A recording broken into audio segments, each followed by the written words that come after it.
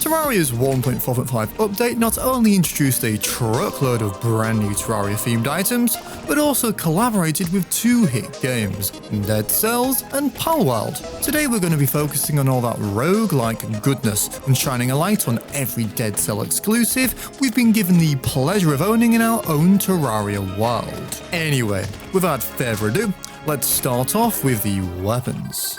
First up, we have a brand new sentry summon called the Barnacle Staff. Weapons like this are always nice to see, as the sentry subclass doesn't exactly give you much to choose from aside from the odd one's army stuff. As for this thing though, it summons a floating ball of barnacles that shoot poison spit at nearby enemies, and despite its steady rate of fire, as something you can just sort of throw up and forget about, it really is a win-win, generating a constant source of damage while you battle on the side. And as for how you obtain it, much like the Toxicarp Blade Tongue, it can be very rarely fished up in a certain biome, specifically the hard mud jungle here. So best of luck if this is on your radar.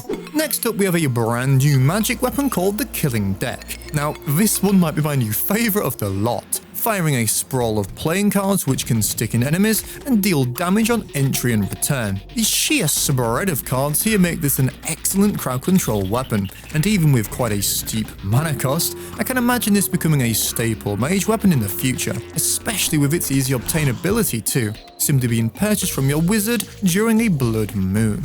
Following this up is no easy task, which is why next up we have the Flint, a giant bloody warhammer. Now, out of everything Deadcells has added, I can see this being the most busted and OP, not only having its high damage regular swing attack, but also a giant wave of death that seemingly can travel through walls, and I don't know if that's intentional by the way. Using this is an absolute blast too, and like the deck, might actually be used frequently due to easy obtainability, requiring 24 adamantite or titanium bars with 20 hellstone at a forge. You've got to try this thing out for yourself.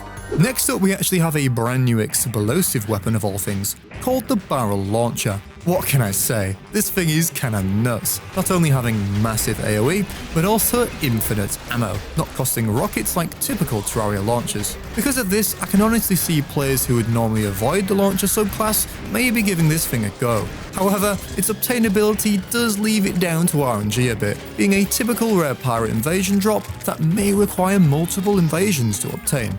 Again, good luck out there.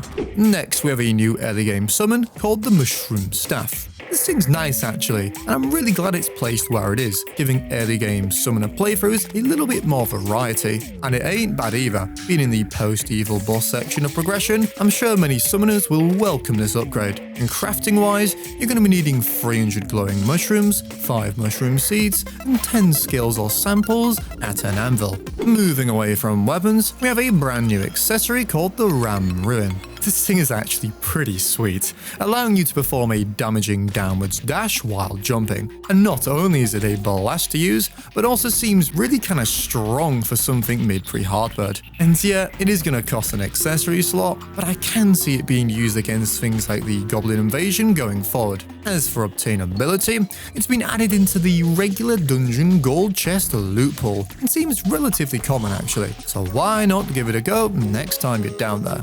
Next up, we have a new crafting station stroke buff device, the Alchemy Flask. This thing looks cool as heck, and will 100% become a boss crutch for all Terraria players, providing a local permanent buff which makes the potions you drink last longer. Here you can see an iron skin with 2 more minutes added to its duration. Definitely just one of these things you'll see in every boss arena going forward, simply being obtained by throwing an alchemy table into Shimmer. Just go and get this thing right now. Next up, we have the new vanity set. Not too much to say about this, other than how flippin' awesome it looks. Crafting wise is a little rough though, requiring shackles, ancient and tattered cloth for the body, and swords of night and a dark candle for the headpiece.